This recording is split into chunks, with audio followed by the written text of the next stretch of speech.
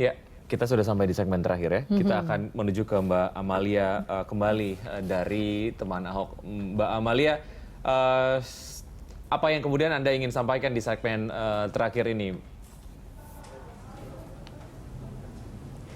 Yang ingin saya sampaikan adalah kepada masyarakat Jakarta, dukungan 728.000 masyarakat ini real adanya.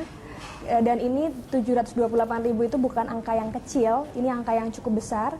Makanya yang ingin saya sampaikan adalah mari kita terus perjuangkan ini sampai akhir.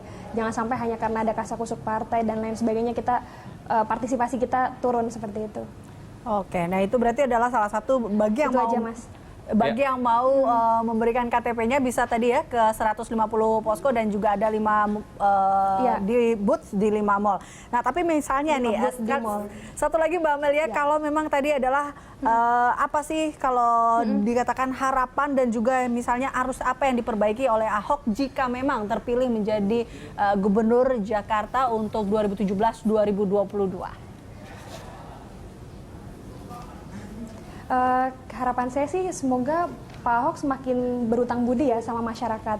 Karena dengan beliau ketika beliau semakin berutang budi pada masyarakatnya, saya pikir beliau akan terus mempercepat pembangunannya, mempercepat perbaikannya, dan juga bisa fokus memperbaiki Jakarta tanpa harus ada drama-drama politik yang tidak perlu. Saya pikir seperti itu. Oke, masih banyak pekerjaan rumah yang memang harus diselesaikan ya Mbak Amalia ya. Nomor drama ya. Betul, nomor drama. Baik, Mbak Amalia terima kasih atas waktu Anda. Ya, nomor drama. Sampai jumpa. Iya, Mbak Nona, terkait dengan hasil survei tadi dan lain sebagainya, mungkin semacam summary lah ya, apa yang Anda ingin sampaikan? Oke, jadi tadi melanjuti statement dari mungkin Mbak Amalia. Mbak Amalia, okay. Jadi menurut saya kalau memang masyarakat mau mengawal Ahok, mau mendukung Ahok, jangan hanya sesudah menang kemudian lepas tangan. Karena jalur independen ini benar-benar harus terus mendampingi Ahok kalau memang misalnya mendukung.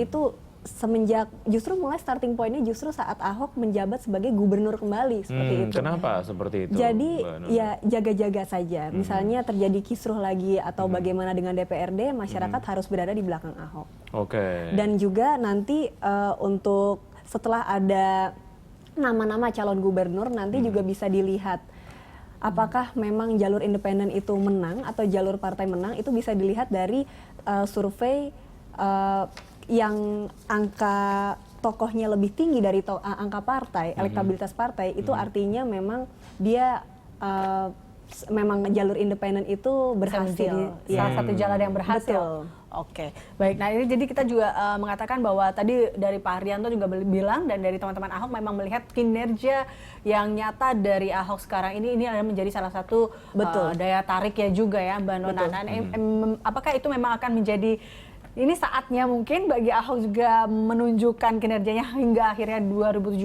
nanti? Itu sudah terkonfirmasi dari hasil survei. Dan itu sudah lihat jelas sudah ya? terkonfirmasi. Oke, baik. Dengan nama-nama yang muncul top of 8 tadi, nama-nama itu? Top of mind ya. Ada juga head to head, ada 8.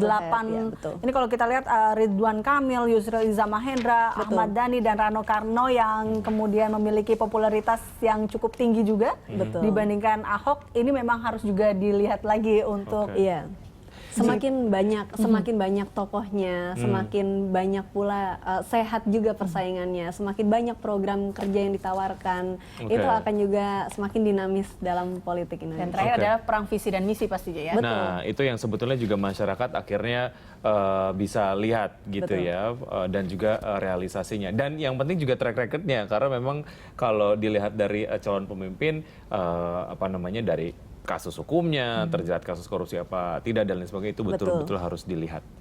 Oke, baik, Mbak Nona terima kasih sudah bergabung di Lunch Talk. Ini menjadi sebuah perbincangan yang sangat-sangat menarik dan juga jadi satu referensi ketika akhirnya nanti masyarakat akan memilih di tahun 2017 untuk pemimpin DKI Jakarta. Ya, pemirsa, demikianlah Dialog Lunch Talk. Hari ini Anda bisa memberikan informasi dan saran kepada kami lewat email di news@berita1.tv. Ya, atau follow kami via Twitter, Facebook, dan YouTube. Nantikan Lunch Talk setiap hari pukul 13 hingga 14 waktu Indonesia Barat. Saya Eliza Hasan. Dan saya Wiki Adrian, terima kasih dan sampai jumpa.